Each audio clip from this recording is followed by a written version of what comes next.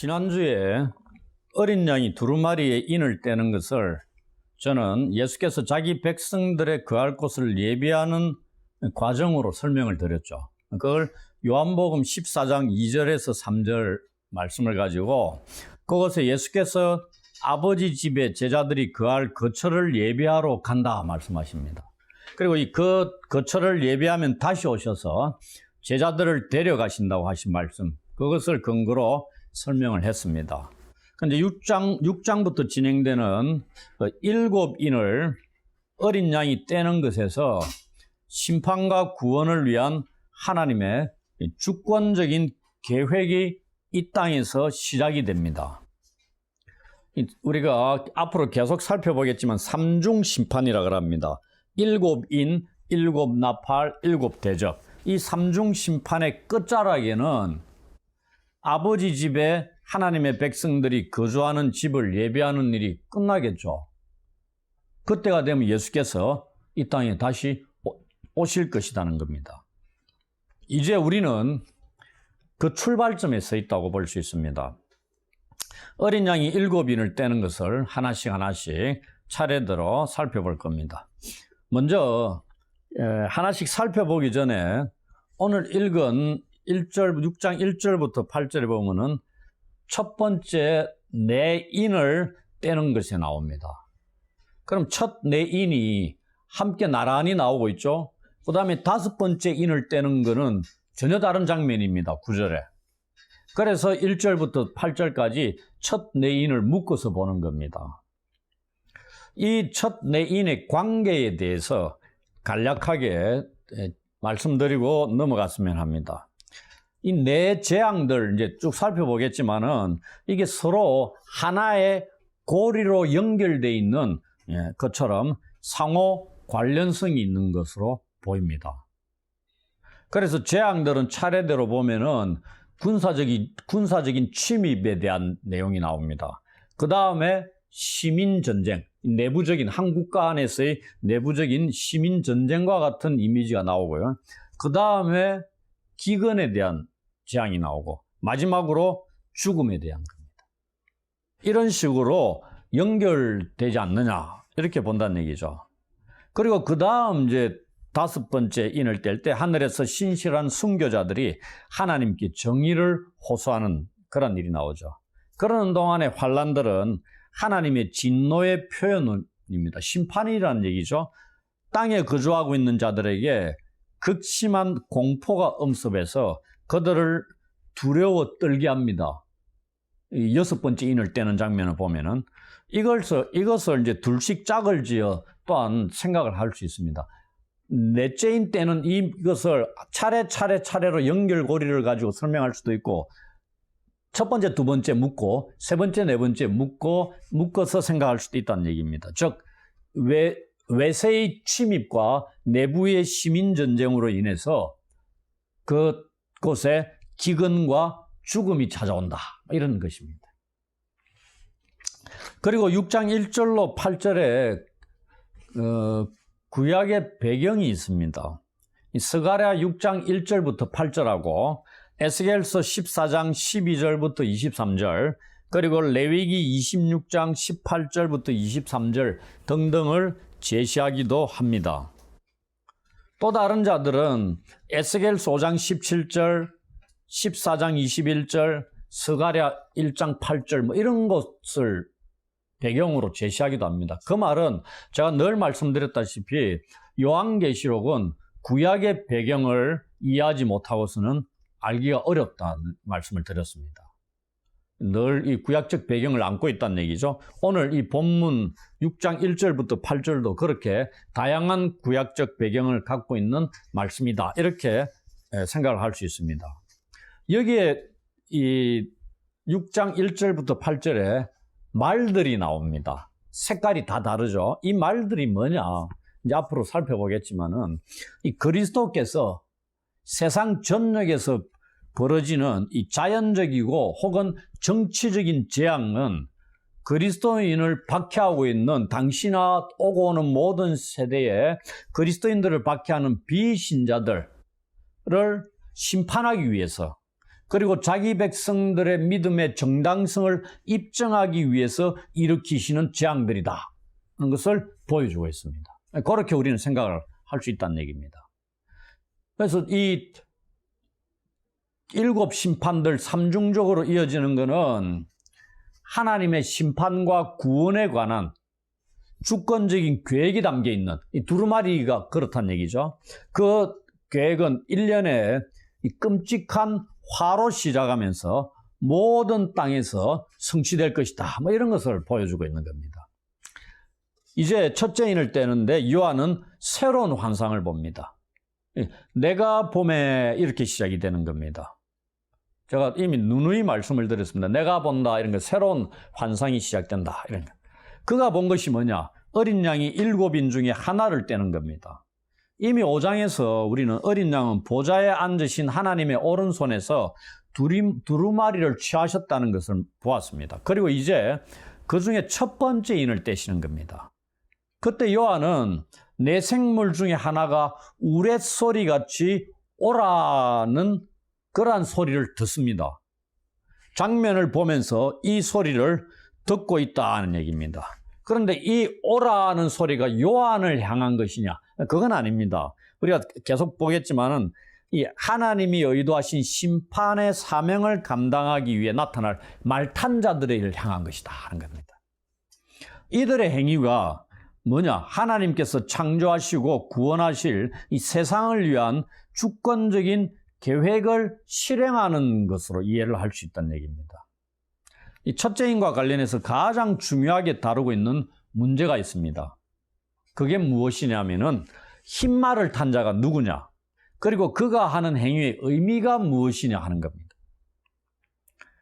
이에 내가 보니 흰말이 있는데 그 탄 자가 활을 가졌고 면류관을 받고 나아가서 이기고 또 이기려고 하더라. 이 구절을 이해하는데 신학자들 견해가 너무나 다양합니다. 상당히 많다 이 말입니다.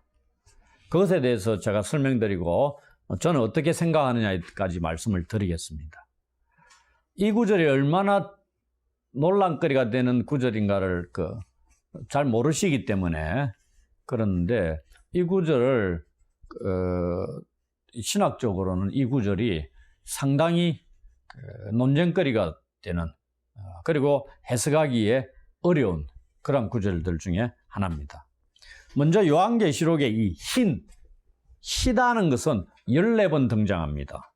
그리고 대부분이 선, 정결, 순결, 거룩함, 영광, 축하 등을 의미하는 겁니다. 그리고 흰말을 탄 자는 여기 이 구절하고 요한계시록 19장 11절로 16절에도 나타납니다.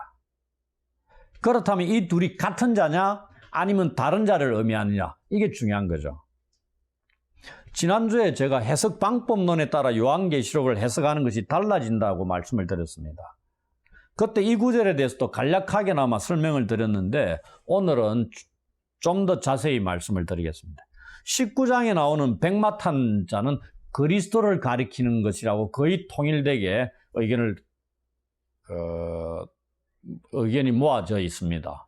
그러니 그것에 대해서는 저희들이 가타부타할 그런 건 아니고요. 이 6장에 나오는 이 백마탄 자가 누구인가에 대해서만 살펴보면 됩니다. 이 흰말을 탄 자의 정체에 대해서는 진짜 다양한 해석들이 있습니다. 이 자가 적그리스도다 주장하는 자들도 많고요. 정반대로 그리스도다. 그 말은 19장의 백마탄 자와 동일한 인물이다. 이렇게 보는 겁니다. 그 다음에 지금 이 요한계시록이 기록될 당시가 우리는 AD 95년 그 언저리로 생각을 하고 있거든요.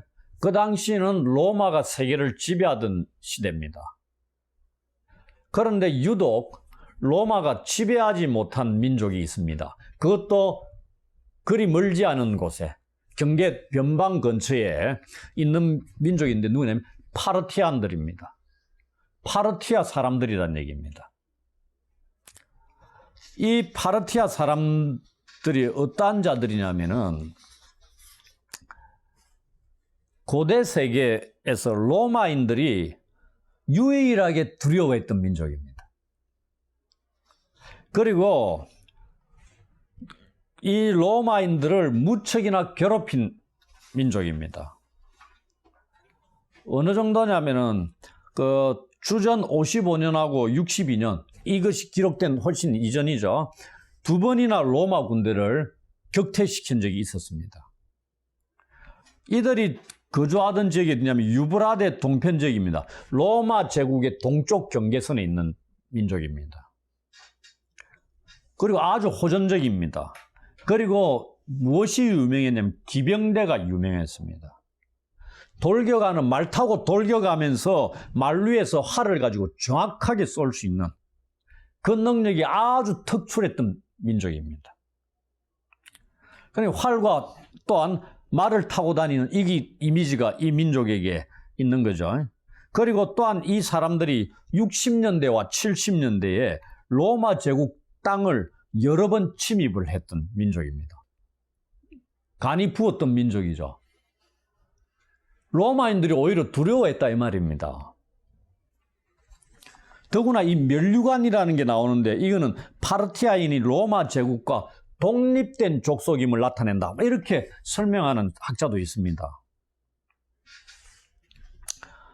그리고 이 고대 지중해 세계에서 유명한 이름이 알려진 유일하게 말탄 궁사들 집단입니다. 이 민족만 말을 타고 활을 쏘는 유일한 민족이다 이 말입니다. 그리고 파르티안들이 흰말들을 가지고 있었다. 이런 얘기도 전해지고 있습니다. 로마인들은 흰말이 없었느냐? 있었죠. 근데 우리가 벤허 봤죠? 마지막 마차 전차 경주가 있을 때 벤허가 모는 말들이 뭐였습니까? 흰말들이었죠. 벤허가 타고 다녔습니까? 아니죠. 마차를 끄는 겁니다. 로마인들에게서 흰말들이 타고 다니는 것도 특별한 경우에 있었지만 그 마차를 끌고 다녔던 그러한 것이 흰말이었다. 그리고 흰말이 그 당시 최고의 말이었다. 이렇게 평가를 하고 있었습니다. 그리고 지중해 동부 지역에 살고 있었던 많은 유대인들이 무슨 기대를 갖고 살았냐면 이 파르티아 사람들이 종말론적인 전쟁에서 어떤 역할을 해줄 것을 기대하고 있었다. 이렇게 표현하기도 합니다. 이런 정보들은 이 본문을 해석하는데 좀 도움이 될까 싶어서 조금 길게 설명을 드렸습니다. 또 이 백마탄자가 하는 일을 무엇으로 보냐면 종말이 도래하기 전에 복음을 전파하는 것이다. 이렇게 얘기하기도 합니다. 복음을 통해서 세상을 정복하는 것이다. 이렇게 이해한다는 얘기입니다. 또 다른 것은 군사적인 승리를 나타내는 거다. 그래서 인류 역사 가운데 계속되는 전쟁의 재앙을 나타내는 것이다. 뭐 이렇게 보고 있다 이 말입니다. 제가 옮긴 것만 몇 개 되죠. 이런 견해들 가지고 있습니다. 그렇다면은 우리는 이 백마탄자를 누구로 보아야 할까요? 이것을 설명하기 위해서 이 흰말탄자의 3가지 특징적인 요소에 대해서 먼저 살펴봤으면 합니다. 첫째 거는 활을 가졌다고 되어 있습니다. 둘째, 면류관을 받았다고 되어 있죠. 셋째, 그의 정복의 목적이 이기고 또 이기려고 하는 데 있다 하는 것입니다. 특징적인 요소는 이 정도 3가지고요. 당시 세계를 지배하던 로마인들이 결코 완전하게 정복하지 못했던 민족이 이 민족입니다. 그리고 오히려 정복하기는커녕 두려워했던 유일한 민족이 파르티아인이었다고 합니다. 그래서 이들이 아까 말씀드렸다시피 말 위에서 정확하게 활을 쏘는 탁월한 능력을 가진 민족입니다. 그래서 전해져 오는 얘기가 파르티안 샷이라는 표현도 있습니다. 이게 뭐냐면은 반격할 수 없는 최종적이고 파멸적인 공격을 의미하는 표현입니다. 흰색은 파르티아에서 신성한 색이었습니다. 그리고 모든 파르티아 군대가 몇몇 신성한 말들을 가지고 있다고 표현했죠. 로마인이 파르티아인을 이토록 두려워한 것은 아까 말씀드린 55년과 62년에 2번이나 로마 군대를 패퇴시킨 적이 있었기 때문입니다. 한마디로 이 기수에 대해 묘사하고 있는 것은 로마 세계에서 로마인들이 유일하게 두려워할 정도로 군사력을 가진 파르티아인의 모습과 무척 유사했다는 것을 나타낸다는 얘기입니다. 만일 첫째 말탄자가 파르티아의 정복자 이미지를 가지고 있다면 우리는 그러한 이미지를 1세기 로마 세계를 넘어서 이 성경이 1세기에 독자들에게 주어졌지만은 21세기 오늘 저희들 2021년 오늘 저희들도 보고 있죠. 우리들한테도 해당되고 해석이 가능해야 될 거 아닙니까? 어떻게 해석할 수 있느냐 이런 내용입니다. 그래서 요점이 뭐냐면은 파르티아인들만이 로마를 전복시킬 수 있었다는 것이 아니라 이 환상은 전쟁이 다가오고 있다는 점을 전달하기 위해서 그 당시 로마 세계에 대해서 가장 섬뜩한 전쟁 이미지로 묘사하고 있다는 것입니다. 파르티아인들을 그림 묘사를 통해서 오고 오는 모든 세대에 하나님의 심판이 이렇게 전쟁을 통해서 다가오고 있다 이 말입니다.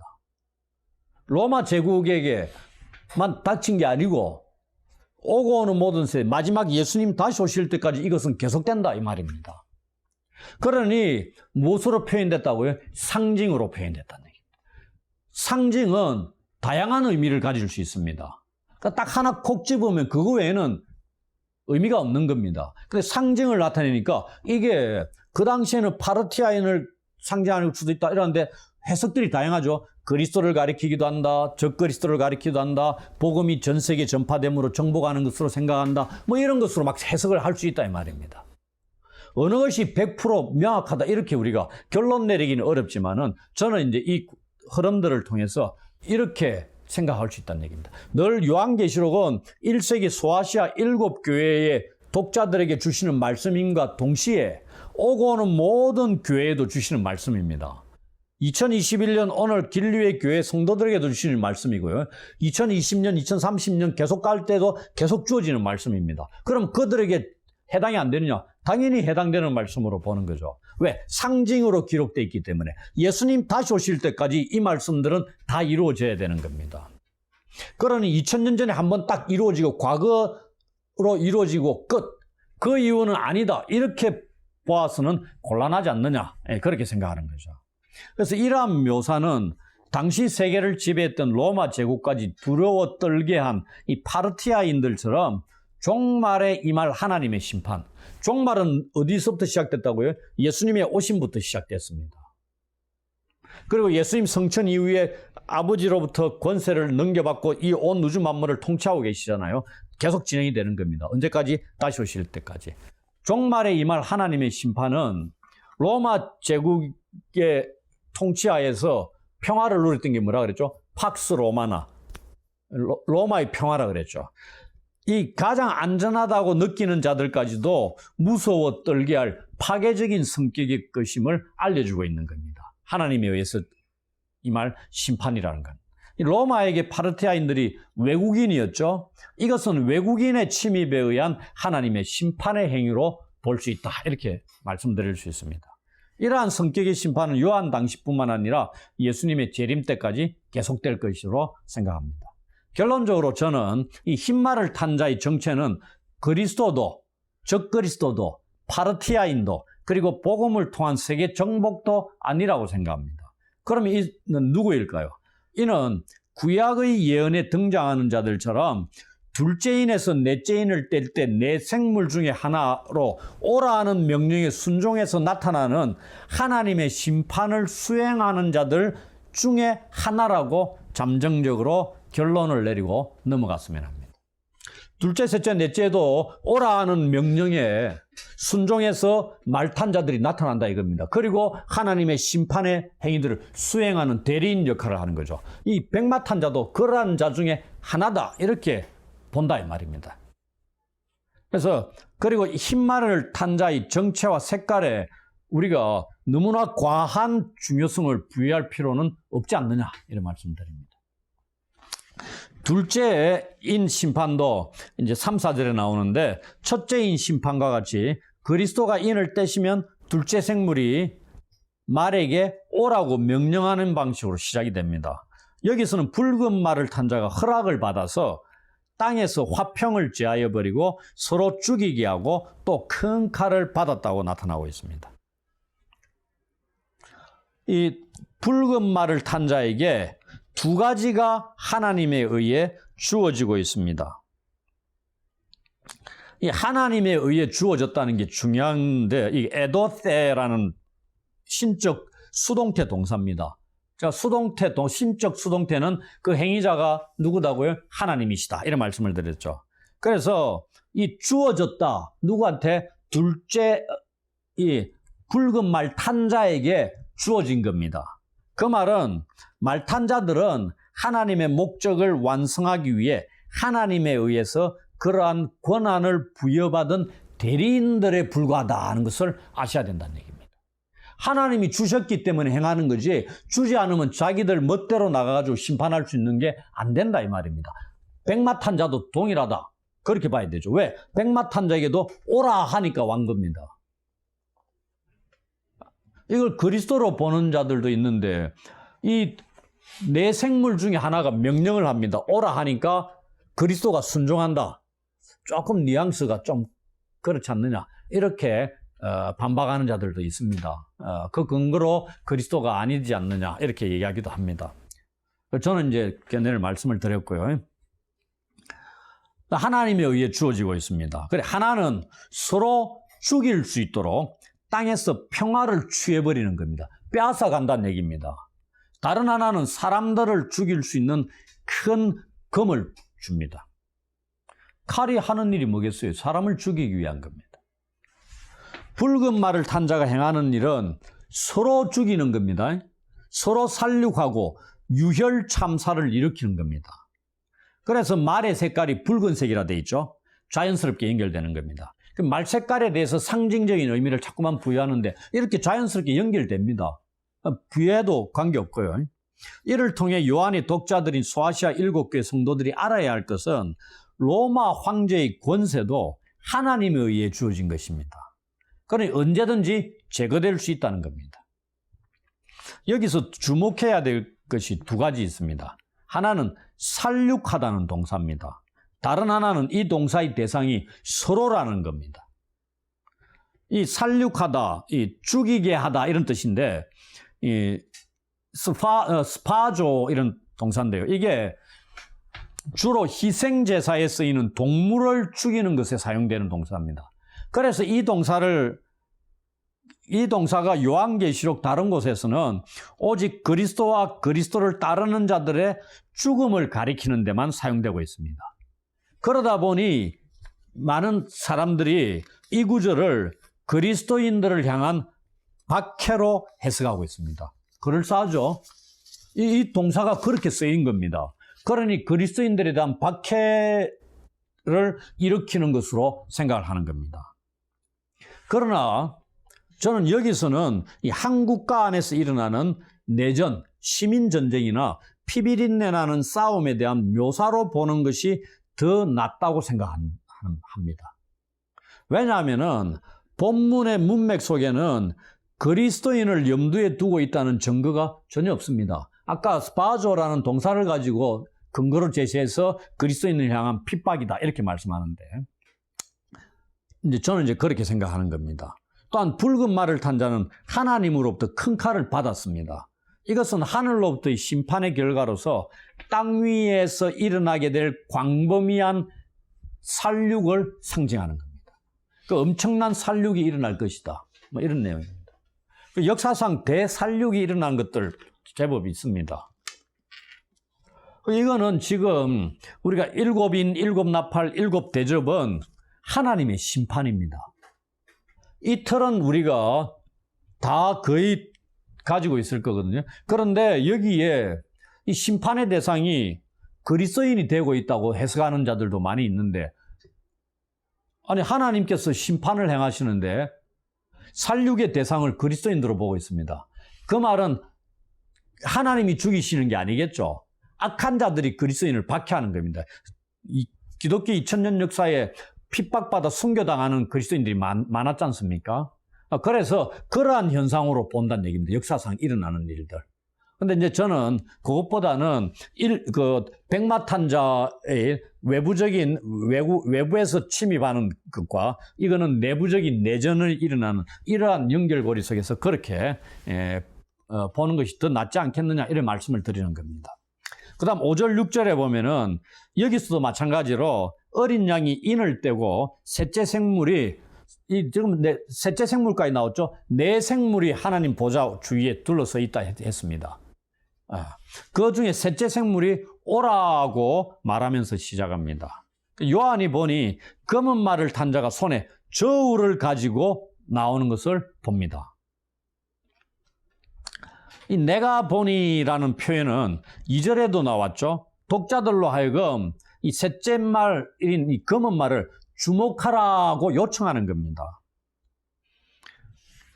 검은 말을 탄 자의 손에 있는 이 저울은 본문에서처럼 일반적으로 이 곡물의 무게를 측정하는 기구입니다. 그러면 그가 저울을 가진 이유가 무엇입니까? 그것은 6절에 나옵니다. 하나님의 심판에 의해서 끔찍한 흉년이 도래한다는 겁니다. 그리고 기근이 닥칠 것을 예고하고 있습니다. 고대 세계에서 저울은 흉년의 때를 상징하는 기구랍니다. 그것은 흉년의 때에 양식을 저울에 달아 취급하는 관습 때문이었다고 합니다. 풍족하면 우리가 뭘 재가지고 합니까? 안 하죠. 우리가 돈이 많은 사람은 하나하나 일일이 계산해가지고 10원짜리, 100원짜리 끄트머리까지 다 계산하고 잘 안 한다는 얘기입니다. 그렇듯이 양식이 풍족하면은 오늘 먹을 식량을 몇백 그램 달아가지고 먹고 일 안 한다는 얘기죠. 남에게 도움을 줄 때도 잠깐만 기다려 저울에 재가지고 몇백 그램 정확한 이게 안 하죠. 그냥 한 가마니 주기도 하고 일할 수도 있죠. 근데 이거는 저울에 달아서 곡식을 지급하는 것이 흉년의 때를 나타낸다는 얘기입니다. 그것도 극심한 흉년을 나타낸 겁니다. 여기에서 특이한 것은 요한이 환상을 보는 것만이 아니고 내 생물 사이로부터 나는 듯한 음성도 듣는 겁니다. 환상을 보는 것만 있기도 하고 여기는 음성도 듣습니다. 이게 누구의 음성이겠어요? 내 생물 사이로부터 나는 음성입니다. 바로 보좌에 앉아 계시는 하나님의 음성으로 볼 수 있습니다. 또 다른 자들은 5장 6절 보시면 그리스도께서 보좌와 내 생물과 장로들 사이에 서 있다 이렇게 표현이 되어 있습니다. 그래서 그리스도의 음성이다 이렇게 얘기하기도 합니다. 그렇다면 하나님께서 식량 문제에 대해서도 여전히 주권을 가지고 계심을 알 수 있습니다. 기근을 허락하셔야만이 이 땅에 기근이 일어난다 이 말입니다. 기근을 셋째 생물이 지 마음대로 행할 수 있는 게 아니다 이거죠. 그 음성의 내용이 뭐냐? 6절에 보시면 한 데나리온의 밀 한 대요. 한 데나리온의 보리 석 대로다. 또 감람류와 포도주는 해치지 말라. 이 말씀, 이 구절의 의미도 상당히 어렵습니다. 위에 거는 그래 어렵지 않습니다. 마지막 구절이 좀 어려운데 한 데나리온이라는 것은 그 당시 정상적인 노동자들의 하루 일당입니다. 그게 밀 한 대고 보리 석 대입니다. 그럼 밀 한 대 가격이 얼마다고요? 보리 석 대. 그러니 조금 가족이 적고 좀 괜찮은 거 먹고 싶으면 밀 한 대를 사는 거고요. 부양 가족이 많으면 보리 석 대를 산다 이 말입니다. 근데 이 정도 갖고 설명하면 이게 어째 극심한 기근이고 식량난이겠느냐 이런 생각할 수 있죠. 밀과 보리는 그 당시 로마 제국에서 주식의 두 원천이었습니다. 밀은 고급 양식이자 주산물이었고 보리는 값은 쌌지만은 양분은 적었습니다. 그리고 한 데나리온은 제가 말씀을 드렸고요. 밀 한 대라는 게 뭐냐면은 밀 한 대는 하루 동안 노동자 한 사람이 먹을 수 있는 양입니다. 하루 식사단 얘기입니다. 근데 부양가족이 많을 경우에는 값이 싼 보리를 동일한 값으로 3배 많이 구해가 먹겠죠. 내 혼자 살면은 밀 한 대 사가 먹을 수 있죠. 하루. 그래서 또 일해가지고 또 사와가지고 그 다음날 또 먹으면 됩니다. 근데 가족이 두 명, 세 명 붙어 있으면은 밀 한 대 사가 안 되죠. 보리 석 대를 사가지고 가족이 하루를 먹는 겁니다. 이것이 기근과 무슨 관계가 있느냐를 말씀을 드릴게요. 본문에 언급하고 있는 곡식값이 정상적인 환경에서가 아니고요. 극심한 흉년의 때의 가격입니다. 그럼 정상적일 때 이 식량의 가격이 어느 정도냐? 이 가격이 한 데나리온의 밀 한 대, 한 데나리온의 보리석 대는 정상적일 때보다 최소 5배에서 15배로 높은 가격이란 말입니다. 그 말은 평소에는 어떻게, 지금 이 가격이 밀 가격의 8배나 많고, 보리 가격의 5와 3분의 1배를, 그러니까 뛰어오른 가격이다, 이 말입니다. 엄청난 거죠. 우리가 물가 한 2배 오르면은 한 10%, 20%, 30% 올라도 놀라고, 한 배만 올라도 놀래 자빠집니다. 그런데 지금 얼마요? 8배 올랐다는 얘기입니다. 엄청나게 가격이 뛰었다, 이것을 알 수 있는 거죠. 엄청난 식량난을 겪을 정도로 극심한 기근이 닥쳐온다는 겁니다. 셋째 재앙 때. 그 얘기를 말씀하고 있습니다. 어떤 경우에는 흉년이 왔을 때 물가가 평소보다 10배에서 12배까지 폭등했다고 합니다. 얼마든지 오를 수 있다는 얘기입니다. 그래서 전쟁이나 내전이었죠. 전쟁이나 흉년으로 인해 일어날 수 있는 이 식량난, 그리고 기본적인 식량이 제대로 공급되지 못할 때 사람들은 경제적인 고통을 겪게 될 것도 지금 의미하고 있다는 얘기입니다. 이와 같은 상황은 이 구약에서 하나님의 심판을 묘사하고 있는 구절들도 많이 나옵니다. 그런데 왜 하나님께서는 이 곡식보다 생명에 덜 필수적인 감람류와 포도주는 해치지 말라고 말씀하고 있을까요? 이게 너무나 어려운 구절입니다. 감람류와 포도주는 해치지 말라. 이에 대한 다양한 해석들이 나옵니다. 어려운 것은 해석이 많겠죠. 쉬운 거는 그냥 누구나 다 통일된 의견을 갖고 있습니다. 다양한 해석들 가운데서 제가 다 말씀드릴 수는 없고요. 별의별 해석들이 다 나옵니다. 이 감람류와 포도주를 아끼라는 얘기잖아요, 지금. 그거는 심판을 행하는 극심한 흉년을 겪게 하는 그러한 와중에서도 하나님의 자비를 보여주고 계신다고 해석하는 것이 그 중에 나을 듯하다, 이렇게 봅니다. 당시 지중해 지역에서 일어나는 전쟁에서 이 농작물은 전쟁 침입자들이 농작물은 다 파괴를 많이 한답니다. 그런데 이 포도나무하고 감람나무는 잘 해치지 않았답니다. 왜냐하면 이유가 있겠죠.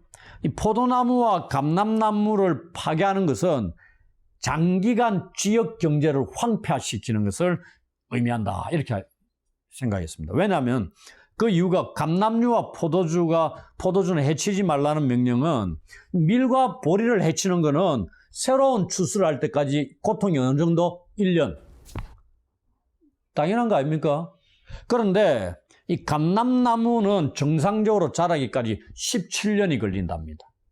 그럼 이걸 싹 없애버리면 어떻게? 17년을 기다리는 겁니다. 포도나무를 해치는 것, 감람나무를 해치는 것은 영속적인 재난을 초래하는 것이다. 그렇기 때문에 해치지 말라. 긍휼히 여기신다, 하나님께서 심판 가운데서 자비를 베푸시는 것으로 생각할 수 있다, 이 말씀을 드립니다. 그리고 마지막 오늘 살펴볼 이 내인들 중에 마지막 네 번째 인을 떼는 이 환상을 살펴보겠습니다. 역시 동일한 패턴으로 진행됩니다. 요한이 보니 이렇게 나오죠. 네 생물 중 넷째 생물이 오라 하는 말에 네 번째 말이 등장합니다. 이 네 번째 말은 청황색 말입니다. 근데 실질적으로 클로로스라고 되어 있는 이거는 회녹색이라고 합니다. 회녹색. 그리고 좀 더 구체적으로 창백한 병색의 색깔입니다. 왜냐하면 병든 사람들 모습에서 드러나는 색깔이 있죠. 그 색깔이랍니다. 그리고 이 색은 우리가 구약적인 배경이 스가랴서 6장 1절부터 3절 뭐 이렇게 나오는데 청황색 말에 대해서는 구약에 나타나지 않습니다. 이 요한이 본 계시 여기에 구약의 내용을 조금 바꿔가지고 보여지고 있다. 그렇게 보시면 됩니다. 그리고 그 탄자의 이름이 뭐냐면 사망이니 사망으로 나옵니다. 그리고 음부가 그 뒤를 따르고 있다. 이래 돼 있죠. 우리가 사망, 음부, 마지막 심판의 대상입니다. 우리가 계시록을 앞으로 계속 살펴보겠지만 그래서 그에게 주어진 이름이 이 죽음이라는 뜻입니다. 그 탄자의 이름은 사망이다 이런 뜻이 뭐냐면은 그에게 주어진 이름이 죽음이다. 혹은 그의 이름이 죽음이다. 우리가 그 음부, 죽음 뭐 이래 얘기하는데 뒤에 나오는 그거와 동일한 건지는 모르겠지만 의미가 있는 거죠. 이 넷째 말 탄자가 행하는 것이 뭘 가져온다고 의미할 수 있겠어요? 죽음을 가져온다. 결과가 죽음을 초래한다는 걸 알 수 있다 이 말입니다. 그 얘기를 나타내는 것으로 볼 수 있습니다.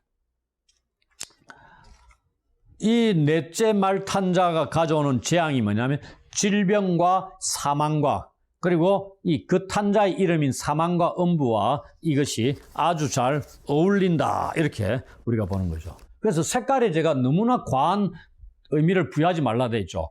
자연스럽게 그 색깔의 말을 탄 자가 행하는 일이 그 색깔과 어울리는 결과들을 초래한다 이 말입니다.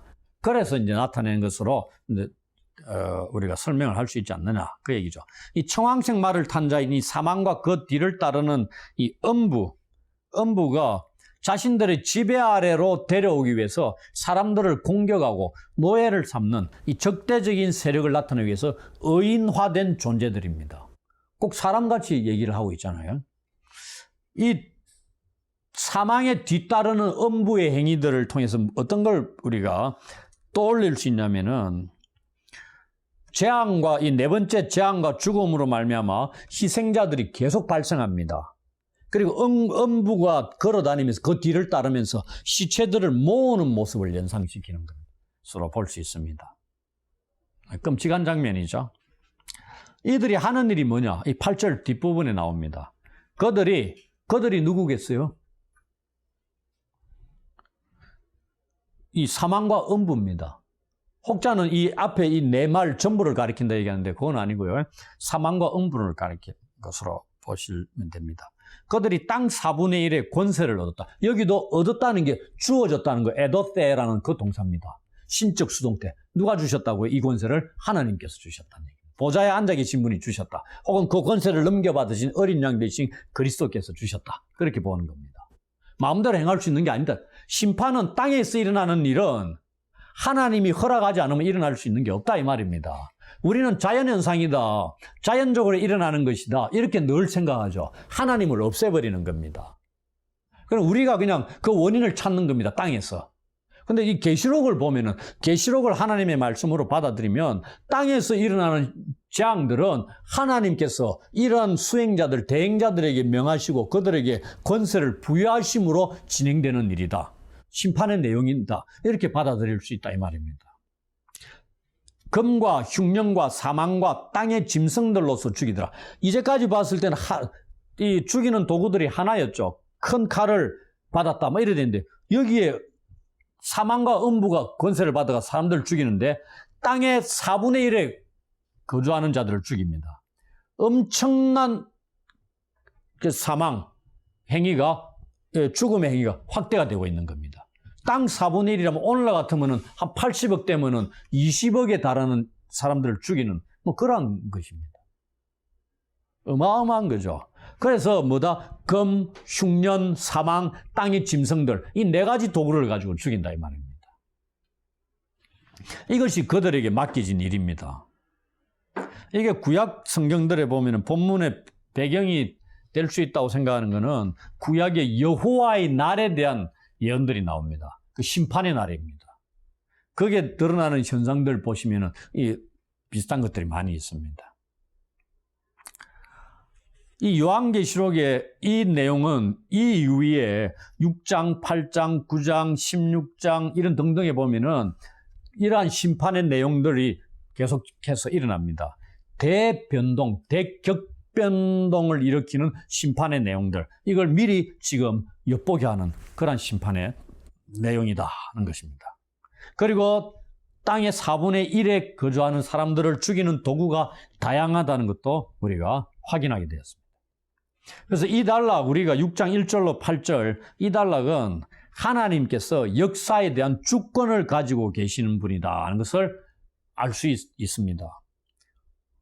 예수님 성천하시고 난 뒤에 오늘날까지 2000년의 역사 속에서 하나님께서 주권을 가지고 진행하고 계신다. 그 안에서 일어나는 온갖 사람이 죽고 살아나고 살고 이런 모든 것이 하나님 손에 있는 것이다. 그 얘기입니다. 우리가 예수님 말씀하시잖아요. 공중 나는 새 한 마리도 하나님 허락하지 않으면 죽일 수 없다는 얘기입니다. 죽지 않는다 이 말입니다.